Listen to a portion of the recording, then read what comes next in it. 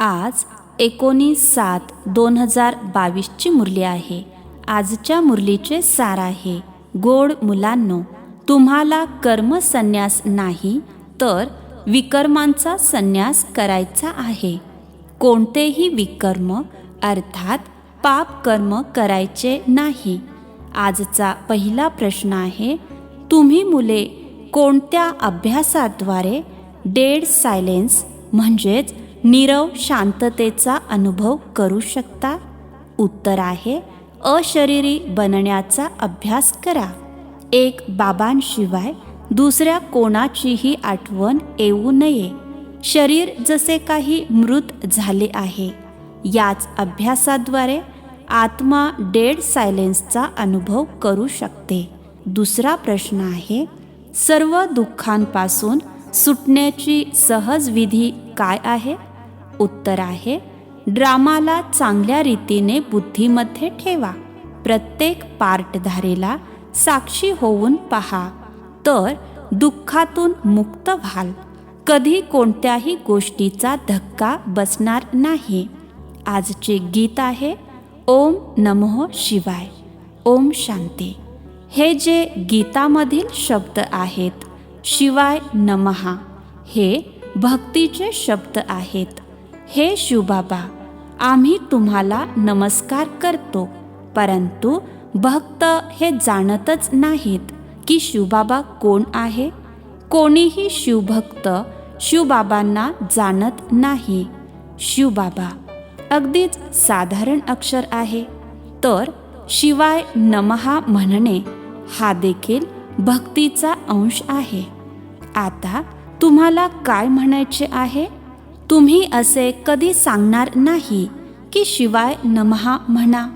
खरे तर म्हणायची देखील आवश्यकता राहत नाही. मुलांना सारखे सारखे सांगितले जात नाही की बाबांची आठवण करा. ते तर छोट्या मुलांना शिकवलेच जाते. किंवा अल्फ म्हणजेच आत्मा, बे म्हणजेच बादशाही शिकवलेच जाते. वास्तविक यामध्ये बोलायचे देखील काहीच नाही. मन मनाभव सुद्धा म्हणायचे नसते. हा तर संस्कृत शब्द आहे. तुम्हाला तर कधी संस्कृतमध्ये समजावले जात नाही. मुले जाणतात की आम्हाला तर बाबांची आठवण करायची आहे. आत्मा स्वतः जाणते. बाबांनी परिचय दिला आहे. मुलांनो, आता माझी आठवण करा, तर तुमची विकर्मे विनाश होतील. तर आठवण करणे हे तर मुलांचे कर्तव्य आहे. इथे येऊन जेव्हा बसता तेव्हा बाबांच्या आठवणीमध्ये अशरीरी होऊन बसायचे आहे. ज्ञानसुद्धा बुद्धीत बसते. आपण आत्मे बाबांची आठवण करत आहोत. हे शरीर तर अवयव आहेत, त्यांची काय किंमत? बाजा किती पण चांगल्या प्रतीचा असेल, जर मनुष्य व्यवस्थित वाजवत नसेल तर तो बाजा काय कामाचा? असेच मुख्य आत्मा आहे. आत्मा जाणते आम्हाला हे अवयव मिळाले आहेत कर्म करण्यासाठी. आम्ही कर्मयोगी आहोत. कर्मसन्यासी असू शकत नाही. ते तर कायद्याच्या विरुद्ध आहे. विकर्मांचा संन्यास केला जातो की आपल्याकडून कोणते विकर्म होता कामा नये, पाप होऊ नये. सर्वात मोठा विकार आहे काम विकार. संन्यास धर्मवाले विकाराला पाप किंवा शत्रू जास्ती मानतात. म्हणून ड्रामा अनुसार त्यांचा धर्मच आहे जंगलात निघून जाणे, घरादाराचा संन्यास करणे. याची देखील ड्रामामध्ये नोंद आहे. त्यांना हे करावेच लागते. तो धर्मच वेगळा आहे. याला काही भारताचा आदी सनातन देवी देवता धर्म म्हणणार नाही. आदी सनातन आहेच देवी देवता धर्म. बाकी तर भरमसाठ धर्म आहेत. संन्याशांचा सुद्धा एक धर्म आहे, जो मनुष्यच स्थापन करतात. भगवान स्थापन करत नाहीत. बाबांनी समजावले आहे की कोणताही धर्म एका मागोमाग दुसरा मनुष्यच स्थापन करतात. तुम्ही असे म्हणणार नाही की परमपिता परमात्म्याने ख्रिश्चन धर्म स्थापन केला किंवा संन्याशांचा निवृत्ती मार्गाचा धर्म स्थापन केला नाही. गायन आहे, परमपिता परमात्मा ब्राह्मण, देवता, क्षत्रिय धर्म स्थापन करतात. दुसरा कोणताही धर्म भगवान स्थापन करत नाहीत. ड्रामा अनुसार प्रत्येकजण आपला आपला धर्म स्थापन करतात. असे देखील नाही की परमात्मा कोणाला म्हणतात, तुम्ही जा आणि जाऊन धर्म स्थापन करा. हा पूर्वनियोजित ड्रामा आहे. प्रत्येकाला आपल्या वेळेवर येऊन आपला धर्म स्थापन करायचा आहे, कारण पवित्र आत्मा आहे. पवित्र आत्म्याशिवाय कोणी कधी धर्म स्थापन करू शकत नाही. कायदाच नाही. आत्मा येऊन धर्म स्थापन करते आणि पवित्र राहते. बाकी सगळे धर्म मनुष्य स्थापन करतात. हा एक देवी देवता धर्म बाबा स्थापन करतात, कारण त्यांना म्हटले जाते, हे पतित पावन या, येऊन नवीन दुनिया बनवा. बुद्धी म्हणते, भारत पावन होता, आता पतित आहे म्हणून बोलावतात. पावन दुनियेमध्ये तर कोणी असे बोलावणार नाही. मनुष्य तर जाणतच नाहीत की पावन दुनिया केव्हा असते. हाक मारतच राहतात आणि शेवटपर्यंत बोलावत राहतील, आठवण करत राहतील. त्यांना या गोष्टी समजणार नाहीत जितके तुम्हाला समजते. तुमचे हे शिक्षण आहे. ही परमपिता परमात्म्याची पाठशाळा आहे. गीतेचा भगवान कोण? हा प्रश्न सुद्धा बोर्डावर लिहा. एका बाजूला बाबांची महिमा लिहा. ते मनुष्यसृष्टीचे बीजरूप सत आहेत, चैतन्य आहेत, ज्ञानाचे सागर आहेत. कृष्णाला तुम्ही पवित्रतेचा सागर म्हणू शकत नाही, कारण ते जन्म मरणाच्या फेऱ्यात येतात. श्रीकृष्णाची सुद्धा महिमा लिहायची आहे, सर्व गुण संपन्न. या सर्व गोष्टी मनुष्य तर अगदीच विसरून गेले आहेत. रावणाने विसरायला लावले आहे. गीतेचे भगवानच सृष्टीचे रचयिता आहेत, त्यांनाच विसरले आहेत. सर्वात पहिली हीच एक चूक आहे. गीतेचा भगवान सिद्ध झाला तर सर्वव्यापीची गोष्ट निघून जाईल. ईश्वर कधी असे म्हणू शकत नाहीत की मी सर्वव्यापी आहे. बाबा म्हणतात की मी पतित पावन आहे. मी सर्वव्यापी कसा होऊ शकतो? प्रत्येकासाठी किती मेहनत घ्यावी लागते. मुलांना समजावले गेले आहे की जेव्हा इथे बसता तेव्हा बाबांशिवाय दुसऱ्या कोणाचीही आठवण करायची नाही. परंतु ज्यांना सराव नाही, सारा दिवस नोकरी धंद्यामध्ये राहतात, त्यांना निरंतर शिवबाबांची आठवण करणे खूप कठीण आहे. आठवण न केल्यामुळे ते डेड सायलेन्स अर्थातच नीरव शांततेचा अनुभव करू शकत नाहीत. तुम्ही अशरीरी बनता. जणू काही शरीर मृतवत होऊन जाते. शरीर मरते, आत्मा थोडीच मरते. आत्मा म्हणतो, मी शरीर सोडतो, मी मरतो. असे शब्द वापरणे चुकीचे आहे. आत्म्याने शरीर सोडले हे म्हणणे बरोबर आहे. ही समजून घेण्याची गोष्ट आहे. आत्मा एक शरीर सोडून दुसरे धारण करून पार्ट बजावते. पार्टधारी तर सर्वच आहेत ना. आत्मा पार्ट बजावत राहते. तुम्हा मुलांना आता हे ज्ञान मिळत आहे. ड्रामा प्लॅन अनुसार त्यांना दुसरे शरीर घेऊन परत पार्ट बजावायचा आहे. यामध्ये आपण दुःख ते का करायचे? या ड्रामामध्ये आपण ॲक्टर म्हणजेच अभिनेता आहोत ही गोष्ट विसरायला होते.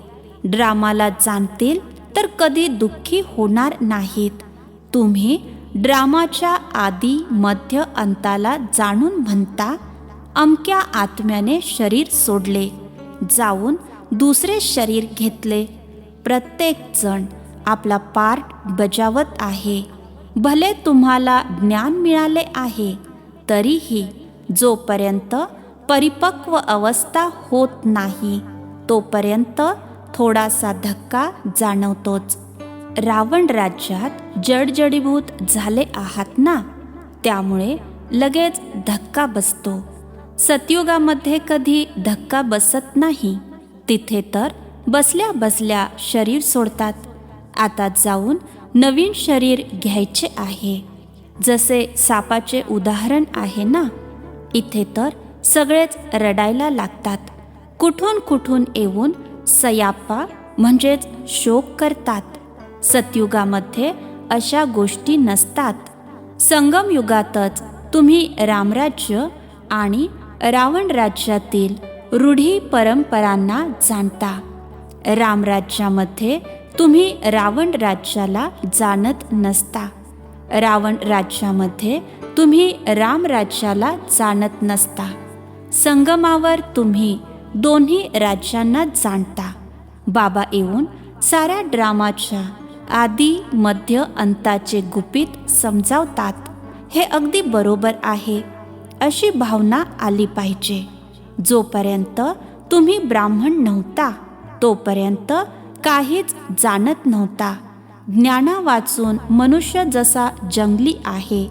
सरकारसुद्धा म्हणते मनुष्याला शिक्षण जरूर घेतले पाहिजे. गावातील लोक कधी शिकत नाहीत. आपल्या शेतीवाडीतच व्यस्त राहतात. तर बाहेरचे लोक म्हणतात हे तर जंगली आहेत. आम्हाला तर आता बाबा इथे बसून शिकवतात. आम्ही बगीच्यातील फूल बनतो. ते आहेत जंगलातले काटे. तुम्हाला माहीत झाले आहे, त्यामुळे समजू शकता. दुनियेमध्ये उच्च ते उच्च गुरुला मानले जाते. कारण असे समजतात की ते सद्गती करतात. परंतु बाबांनी समजावले आहे की ते तर भक्तीमध्ये अडकवतात. भक्तीच्या धूनमध्ये बसतात तर डोलत राहतात. तुम्हाला डोलण्याची वगैरे काही गरज नाही. इथे तर बाबांकडून वारसा घ्यायचा आहे. जेव्हा मूल मोठे होते तर समजते की आपल्याला पित्याकडून वारसा मिळणार आहे. लहान मुलांचे अवयवही लहान असतात. तुम्ही तर समजू शकता आपल्याला आपले जीवन कसे उच्च बनवायचे आहे. बरोबर भारत हिऱ्यासमान होता. गीतेमध्ये जर परमपिता परमात्म्याचे नाव असते तर सर्व काही समजले असते. परमपिता परमात्माच सर्वांचे सद्गती दाता आहेत. त्यांची शिवजयंती सुद्धा भारतातच साजरी करतात. वास्तविक भारत तर सर्वात मोठे तीर्थ आहे. सगळ्यांची सद्गती करणारे जे पिता आहेत त्यांचा जन्म इथे भारतामध्ये होतो. आता तुम्हाला माहीत झाले आहे बाबा कसे भारत देशात येतात. तर कोणते तीर्थस्थान उच्च मानाल? जरूर भारतालाच मानावे लागेल. शिवची मंदिरे तर सर्वत्र आहेत. सगळे धर्मवाले कुठेही शिवचे मंदिर पाहिले की जाऊन शिवबाबांना हार घालतात. जर त्यांना माहीत झाले की शिवबाबाच आहेत ज्यांनी आम्हा सर्वांची सद्गती केली होती, तर भटकणे बंद होईल. भारतालाच अविनाशी सचखंड म्हणतात. भारताचा कधी विनाश होत नाही हे देखील तुम्ही जाणता. भारतामध्ये जेव्हा देवी देवता धर्म होता तेव्हा इतर धर्मांचे खंड नव्हते. तुम्ही जाणता की बाबा आता इथे परिवारासहित बसले आहेत. हा आहे ईश्वरीय परिवार आणि तो आहे आसुरी परिवार.